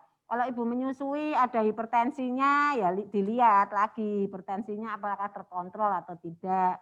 Atau ibu menyusui dengan diabetesnya terkontrol atau tidak. Jadi secara umum kalau ibu menyusui sehat, ya bisa langsung divaksin. Seperti itu. Oke, ini pertanyaan dari Pak Kukuh Kalisat. Dari artikel yang beliau baca bahwa virus ini masuk ke tubuh manusia melalui saluran pernapasan. Namun sekarang manusia dengan sengaja memasukkan virus lemah atau vaksin ini ke sistem peredaran darah. Sedangkan akurasi efektivitas pemberian ini tidak menjamin 100%. Setiap manusia bisa kebal terhadap corona, sedangkan Rasulullah SAW memberikan keistimewaan tubuh manusia dapat membentuk antibodi atau imunitas dengan mandiri. Apakah masih perlu diwajibkan dokter vaksinnya? Ya, jadi wajib.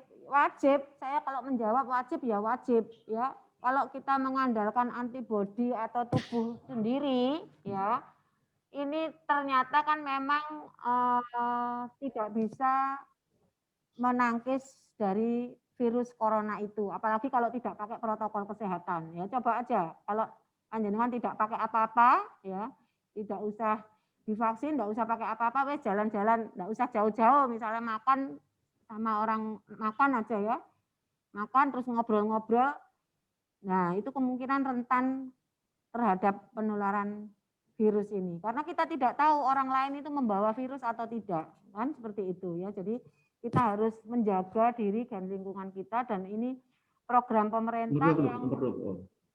pemerintah yang insya Allah dari MUI saja sudah menyampaikan bahwa vaksin ini suci dan halal. Jadi ini para kiai-kiai juga sudah mendapatkan, para tokoh agama juga sudah mendapatkan vaksin ini. Jadi mudah-mudahan Bapak Ibu di PLN juga tidak ada yang ragu-ragu lagi untuk vaksinasi ini. Ngaten nggih? Nggih. Baik, dokter. Pertanyaan berikutnya, dokter. Saya kira untuk pertanyaan kedua juga sudah terjawab dengan dokter. Ini dari Jember juga. Ini ada kasus meninggal positif COVID padahal sudah divaksin, Dok. Apa benar jika sudah divaksin masih bisa terjangkit virus COVID? Walaupun sudah 2 kali vaksin. Berapa lama imun terhadap COVID terbentuk setelah divaksin COVID? Saya kira udah dijawab tadi, Dokter, tapi mungkin bisa diperjelas lagi, Dok. Jadi gini, ada beberapa orang yang setelah selesai divaksin terus positif COVID. Ini nggak bicara meninggal dulu ya.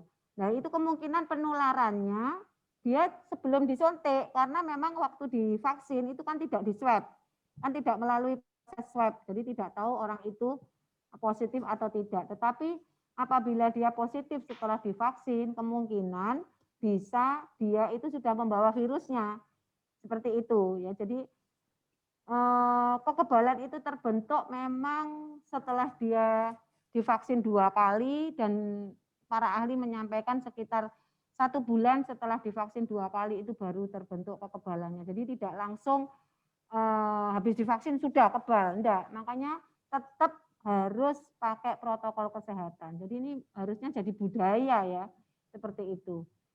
Ya. Baik. Ngaten ya? Nggih. Pertanyaan selanjutnya, Dok, dari Ibu Novita ini. Nah, ini terkait dengan pelaksanaan, Dok. Ya. Ini di Gresik ini belum ada jadwal vaksin dari Dinas Kesehatan untuk PLN, Dok. Nah, info vaksin masih belum datang untuk slot PLN. Selain itu, daftar penerima vaksin hanya diberikan kepada pegawai PLN, sedangkan untuk tenaga ahli daya dan daya tidak masuk dalam daftar penerima vaksin Dinas Kesehatan Gresik. Nah, pertanyaannya, apakah pegawai bisa langsung secara mandiri datang ke Paskes Kesehatan, Pak, dokter, ketika dia sudah punya tiket? Ya, kalau sudah punya tiket silakan, tetapi secara umum ini mungkin disampaikan kepada PLN yang lain, silakan berkoordinasi dengan Dinas Kesehatan Kabupaten Kota setempat. Jadi semua anggotanya didata saja, kemudian koordinasi dengan Dinas Kesehatan Kabupaten Kota setempat. Nah, nanti akan dijadwal sesuai dengan ketersediaan vaksin yang ada. Mungkin ya itu tadi seperti yang di Surabaya mungkin baru berapa persen dulu, nanti kalau ada vaksin datang lagi, mungkin dijadwal lagi. Seperti itu bertahap. Tetapi tolong datanya diberikan Dinas Kesehatan Kabupaten Kota secara resmi ya, mungkin ya surat iya, kemudian cari kontak personnya, seperti itu. Nah, nanti kami bantu kalau ada kesulitan lewat Dinas Kesehatan Kota mana saja, nanti yang ada kesulitan mungkin saya bisa membantu menyampaikan pada teman-teman. Karena memang vaksinnya yang datang itu bertahap, jadi teman-teman itu membuat prioritas, mungkin dari PLN berapa persen dulu, kemudian dari tokoh agama berapa persen, lansia berapa persen, seperti itu. Memang ada aturannya, proporsi itu seperti itu, nggak bisa lansia diselesaikan semuanya, kecuali di Surabaya. Surabaya ini diwajibkan, ibu kota provinsi, diwajibkan lansia itu harus diselesaikan. Ya. Jadi kemarin sempat vaksinnya menipis, lansia di Surabaya sempat berhenti, tetapi sekarang sudah bisa dilanjutkan lagi. Jadi seperti itu ya, ada proporsi-proporsi sehingga ada tahapan-tahapannya. Silahkan berkoordinasi dengan Dinas Kesehatan Kabupaten Kota setempat. Dok, pertanyaan selanjutnya nih masih ada, tidak hanya pegawai saya kira, tidak hanya pegawai, tetapi ada masyarakat yang tidak mau bersedia divaksin, Dok. Ini seperti apa, Dok? Ya, jadi harus disosialisasikan ya. Mudah-mudahan dari manajemen bisa mendorong anggotanya, disosialisasikan semuanya bisa mendapatkan vaksin. Karena nanti kalau banyak yang menolak, upaya yang sudah dilakukan oleh pemerintah, sudah membeli vaksin mahal-mahal ini, tidak akan tercapai tujuan untuk membentuk kekebalan komunitas tadi. Ya, jadi mohon bantuannya semuanya supaya tidak ada penolakan dengan disosialisasikan yang benar. Seperti itu. Ya.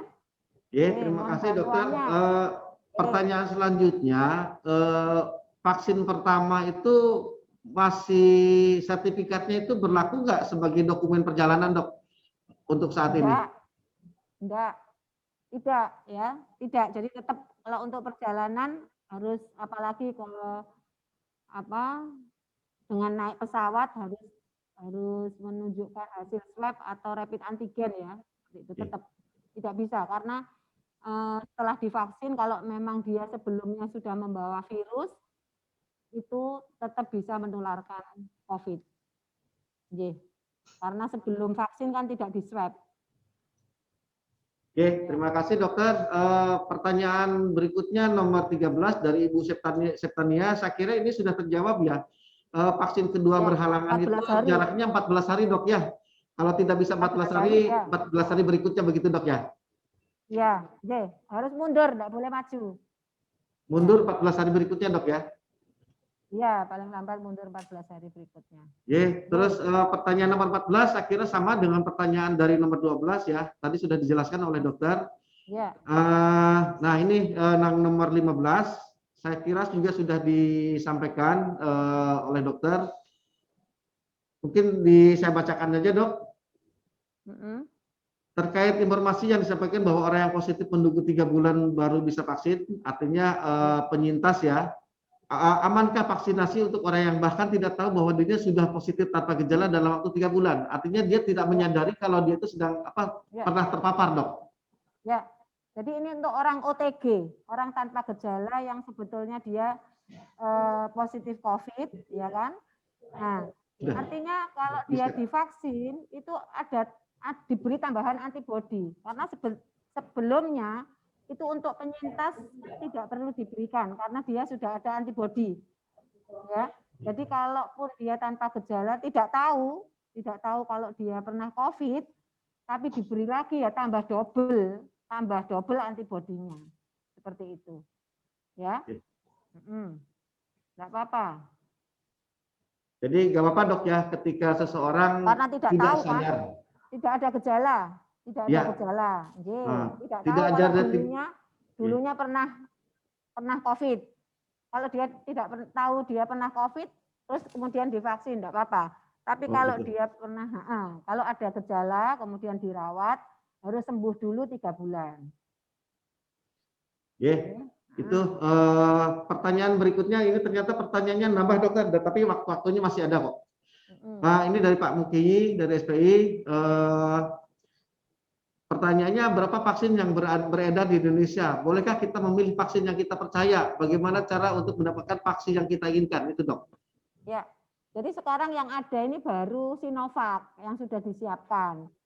Ya, Indonesia sedang membuat vaksin merah putih ya, tapi belum.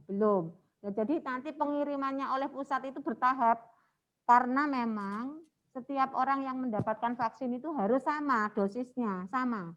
Kalau dosis pertama Sinovac, keduanya juga harus Sinovac. Makanya kalau sudah mendapatkan dosis pertama ya harusnya mendapatkan dosis kedua dengan vaksin yang sama. Ya, seperti itu. Jadi sekarang memang adanya Sinovac, nanti berikutnya ya yang tahap-tahap berikutnya mungkin ada vaksin yang lain. Kita belum mendapatkan kiriman. Pertanyaan nomor 17 dok, saya kira sudah hampir sama dengan yang tadi disampaikan oleh Gresik.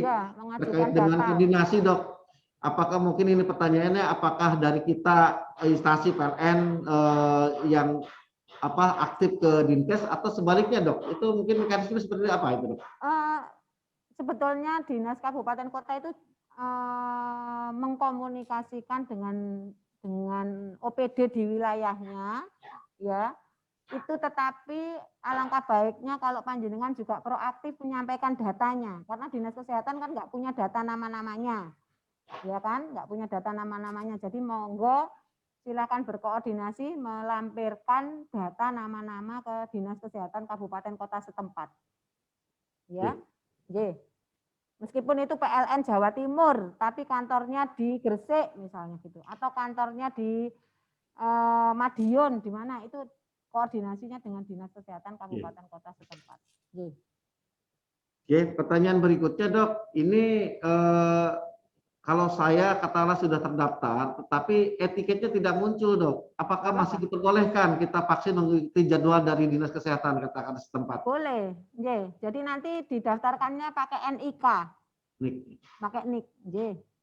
Meskipun tidak ada etiket, nanti bisa dimasukkan datanya secara manual dengan etiket.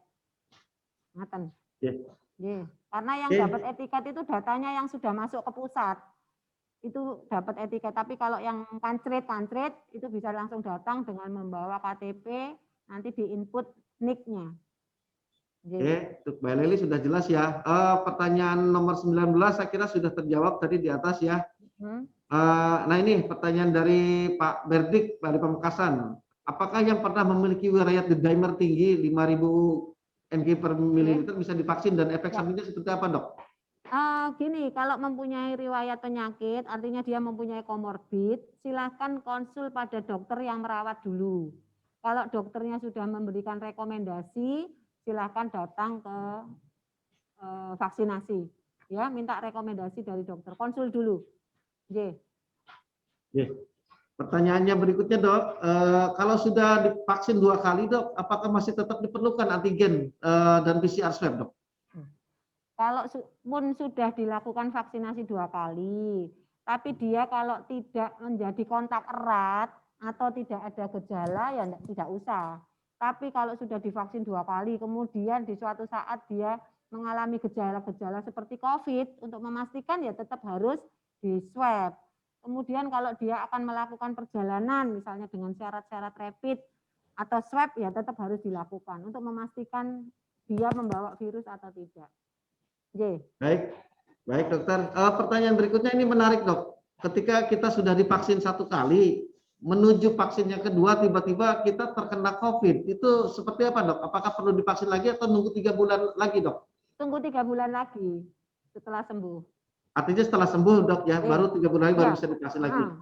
Tunda. Jadi nanti statusnya di catatan itu ditunda. Ini ada pertanyaan lanjutan. Ini apakah ada sanksi, Dok, dari pemerintah ketika kita tidak mau divaksin, Dok? Mudah-mudahan tidak, artinya gini ya, kan ini program pemerintah dan tujuannya kan memang untuk membentuk kekebalan imunitas supaya pandemi ini segera berakhir, ya. Nah, kalau kita bandingkan dengan undang-undang wabah, mestinya kalau misalnya ada orang yang menolak, ya, dan itu digembor-gemborkan, itu nanti terkena sanksi, ya, bahwa dia dalam kondisi wabah tidak apa. Ini kan programnya adalah untuk mengatasi wabah tersebut. Jadi seperti itu. Kalaupun tidak bersedia, ya harusnya tidak diekspos atau bagaimana, tetapi harapan kita semua tidak ada yang menolak karena sudah jelas vaksin ini suci dan halal, aman dan halal. Jadi kita semua tujuannya menyelesaikan pandemi ini, jadi mohon bantuan Bapak Ibu sekalian supaya bisa mengikuti program ini karena sudah mendapatkan rekomendasi dari MUI, ya, sudah tidak usah diragukan lagi untuk vaksin ini. Seperti itu. Mohon bantuannya semua mensosialisasikan. Baik, dokter. Artinya kita punya tanggung jawab sosial, Dok, ya, untuk menghentikan COVID ini. Juga kita bisa mengurangi risiko juga untuk meningkatkan imunitas kelompok, Dok, ya. Jadi paling tidak kita punya tanggung jawab sosial untuk melaksanakan itu, Dok, ya.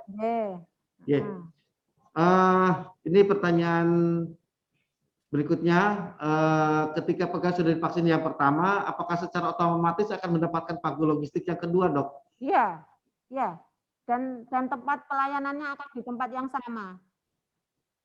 Di tempat yang sama. Ya. Jadi kalau sudah dapat vaksin pertama, sudah pasti dia akan mendapatkan yang kedua. Dan diharapkan peserta akan datang karena sudah ditata seperti itu. Kalau awalnya misalnya di Rumah Sakit Bayangkara, nanti kedua ya di Rumah Sakit Bayangkara, karena nanti vaksinnya akan di-drop dengan jumlah yang sama. Untuk Pak Randy, saya kira pertanyaannya tadi sudah dijawab ya oleh dokter. Artinya bagaimana kalau kita menolak untuk divaksin, konsekuensinya seperti apa dari perusahaan, dan mungkin juga sanksinya berupa denda seperti apa. Saya kira sudah terjawab juga, dan sebetulnya kita mohon bantuan dari rekan-rekan semua. Ini merupakan tanggung jawab sosial bagi kita semua untuk mencegah berkembangnya virus ini. Oke, selanjutnya pertanyaan dari Mbak Rohmatika atau Pak Rohmatika nih. Mbak ya. Adakah mitigasi apa saja efek samping setelah vaksin dan tindakan apa saja yang harus dilakukan apabila merasakan efek samping tersebut setelah divaksin, dokter? Ya. Jadi namanya efek samping itu namanya itu kejadian ikutan pasca imunisasi atau KIPI. KIPI, kejadian ikutan pasca imunisasi. Jadi kalau ada KIPI misalnya apa ya, kalau saya sih merasakan ngantuk dan lapar itu kan tidak usah dilaporkan. Tetapi kalau ada misalnya apa ya yang ada kemarin atau gatal ya seperti itu. Nah itu ada Komda KIPI ya, ada Komisi Daerah KIPI, baik itu di kabupaten kota itu bisa dilaporkan ke puskesmas terdekat ya, nanti dilaporkan dia ke Komda KIPI kabupaten kota ya, jadi bisa dilaporkan ke Pasyankes tadi yang melakukan vaksinasi atau di puskesmas terdekat, silakan. Tapi selama ini KIPI-KIPI yang ada ini ya KIPI-KIPI ringan ini ya, mudah-mudahan ini karena sudah di screening di meja 2, makanya di meja 2 itu harus benar-benar jujur menyampaikan ya keadaan kesehatannya supaya tidak terjadi KIPI ya. Dan jika tidak ada ada KIPI misalnya ya, ini memang harus segera dibawa ke fasilitas pelayanan kesehatan. Tapi sejauh ini belum ada KIPI berat atau KIPI serius ya, seperti itu. Baik, pertanyaan berikutnya dari Christian Michel ya, dari Banyuwangi. Saya kira sudah dijawab oleh dokter. Sudah dijawab oleh dokter. Mungkin kita skip. Saya kira sudah terjawab dok ya. Iya, di meja pertanyaan 2 berikutnya, itu dilakukan screening. Ya, jadi sebelum dilakukan vaksin akan dilakukan screening terlebih dahulu ya. Iya, di meja 2 harus jujur. Harus jujur ya. Yeah. Pertanyaan berikutnya dari Mbak Yosina, setelah divaksin dan antibodi terbentuk, apakah akan berefek pada hasil rapid test atau antibodi, dokter, atau genus mungkin?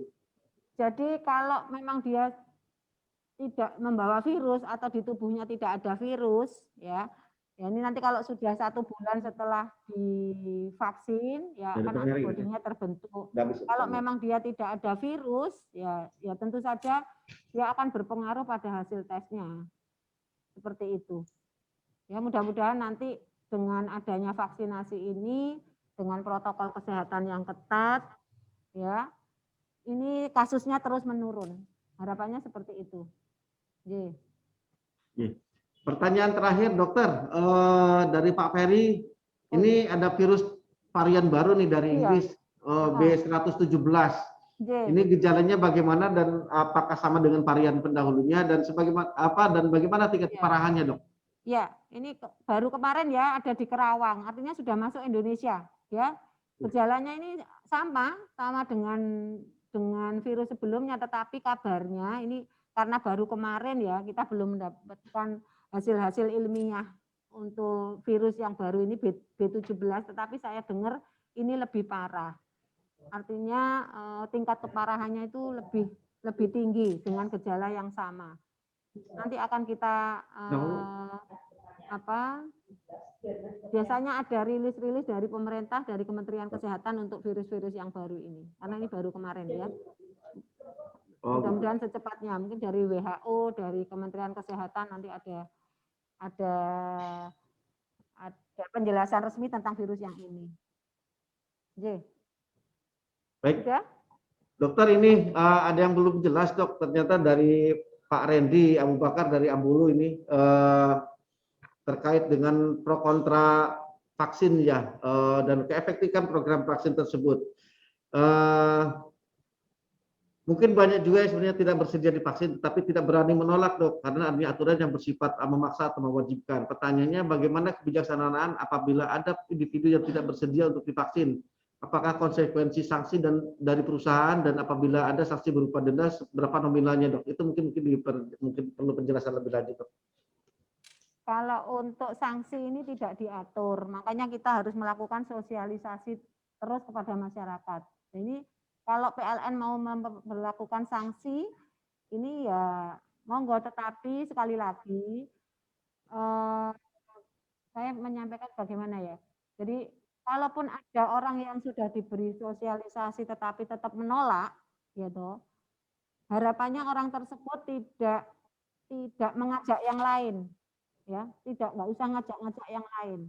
Kalau memang dia tidak setuju, ya seperti itu. Tetapi tetap kita harus berupaya menyadarkan kepada masyarakat supaya yang menolak tadi tidak banyak, bahkan tidak ada seperti itu. Karena kita semua ingin menyelesaikan pandemi, ya, ingin menyelesaikan pandemi ini. Jadi ada seperti tadi disampaikan bahwa ada ini ya, secara sosial kita harus menghormati bahwa kita semua kepengen pandemi ini segera berakhir dengan vaksinasi yang tujuannya adalah membentuk kekebalan kelompok.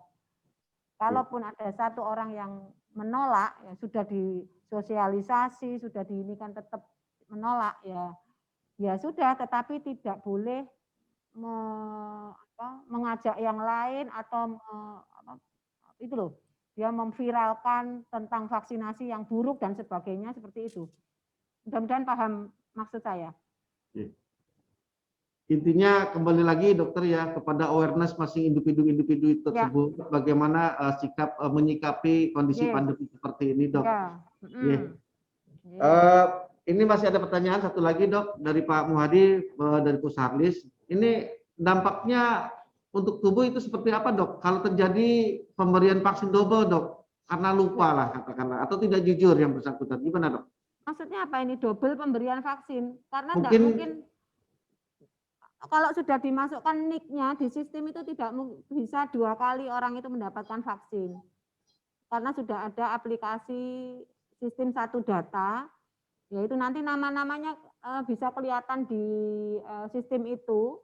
Dan kalau sudah, karena dasarnya adalah NIK, ya, NIK-nya kan satu orang kan tidak mungkin ada 2 kan, dan jarang orang yang mau dicoblosi terus, ya kan, coblos sekali aja, ya kita harus sosialisasi. Masa ada orang sudah divaksin, sudah jangkep 2 kali mau vaksin lagi, rasanya kok nggak ada yang seperti itu, ya.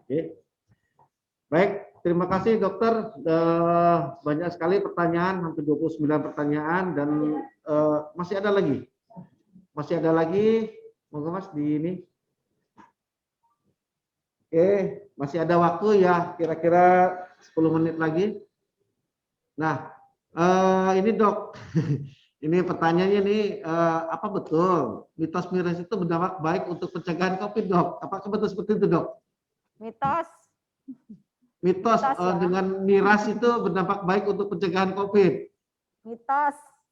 Mitos ya, Dok ya? Ya, yang penting protokol kesehatan, menjaga daya tahan tubuh, seperti itu, karena sudah jelas penularannya kan sudah jelas melalui droplet. Ya nggak mungkin kita minum minuman miras kemudian nggak terkena COVID. Itu Dok, nanti minum semua, mabuk semua, nanti pada malah lepas kontrol semua, Dok ya. Ambiar malah. Masih ada, Mas? Masih ada ya?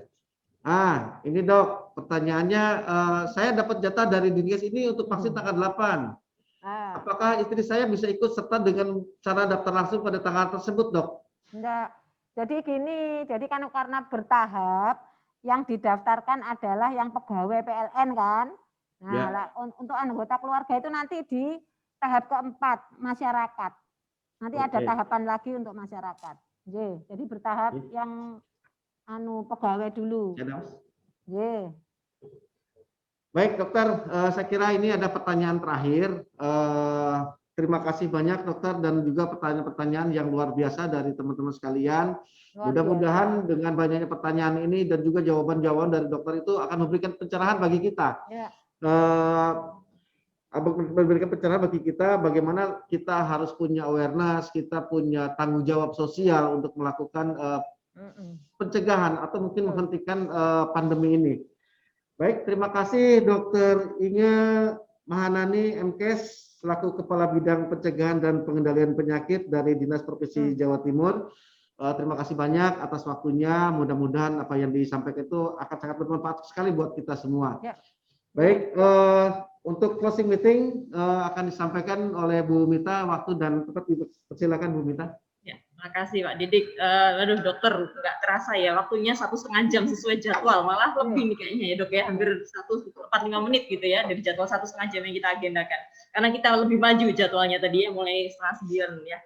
Matur nuwun. Jadi hari ini tadi kami sudah dapat pencerahan banyak dari Dokter Ina gitu ya terkait dengan rencana program vaksin gitu ya, tips-tipsnya. Jadi teman-teman tips-tipsnya mau berangkat vaksin maupun yang setelah vaksin ini apa yang harus kita jaga atau kawal gitu ya. Dimana tentunya harapannya dengan vaksin ini gitu ya dari pemerintah sebagai bentuk ikhtiar gitu ya untuk masyarakat Indonesia semakin sehat dan tetap sehat selalu ya Bu. Dengan tujuannya tadi vaksinasinya adalah merangsang kekebalan tubuh bisa mengurangi potensi COVID ya, resiko terkena. Apabila terkena pun saya rasa tadi Bu Ina sangat jelas kalau misalkan terkena, kalau kita udah dapat vaksin, dampaknya nggak akan berat gitu ya. Jadi walaupun divaksin, bisa potensi ada kemungkinan Bu ya masih kena, tetapi dampaknya tidak akan berat gitu ya. Yang saya protokol kesehatan ya. Protokol dan jaga kesehatannya dan juga nanti insya Allah dengan kalau kita semuanya comply untuk menerapkan vaksin akan tercapai herd immunity gitu ya teman-teman semuanya ya. Dimana tipsnya sangat banyak Bu ya. Pra sama pasca vaksin gitu ya Bu. Nanti saya bisa minta slide-nya Bu ya di-share nanti. Habis ini saya share. Yes. Dan harapan saya teman-teman semuanya yang di unit gitu ya, baik yang sudah atau belum, jadi yang sudah menjalankan vaksin kayak Ponorogo, Madiun, mungkin sebagian Situbondo dan Malang dan lain-lain, mohon bisa mengawal untuk proses vaksin tahap kedua sesuai jadwal ya untuk seluruh pegawainya dan ahli daya. Nah sesuai jadwal. Nah sedangkan unit yang belum ada proses untuk vaksin sampai sejauh ini, mohon dapat berkoordinasi gitu ya teman-teman semuanya dengan Dinkes, Pemkot atau Pemkap yang ada di wilayahnya gitu ya sesuai dengan arahan Bu Ina, karena kita sebenarnya dari PLN Group baik di distribusi, transmisi, proyek, SPI, SHK, ST ini sudah terdaftar secara kolektif PLN Group gitu ya, tinggal eksekusinya perlu dikawal gitu ya Bu Ina ya dengan Dinkes gitu ya supaya bisa secara kolektif, jadi nggak perlu satu persatu. Ini memudahkan dan juga untuk safety-nya Bu ya, jadi nggak perlu one by one gitu, akan bisa dikolektif secara korporasi gitu ya.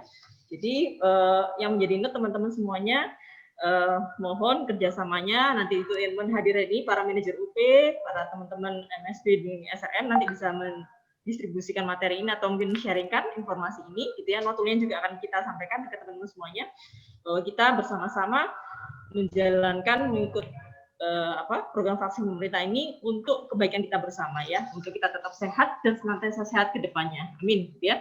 Terima kasih sekali lagi buat Bu Ina khususon ya Bu ya, berkenan hadir. Insya Allah kita akan bisa ketemu lagi ya Bu ya. Salam sehat selalu dan terima kasih buat teman-teman yang telah berkenan hadir dalam sesi sharing ini.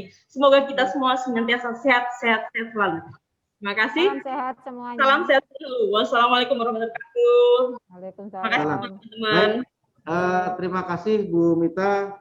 Harapan kami kalau melihat antusiasme teman-teman PLN ini sangat luar biasa.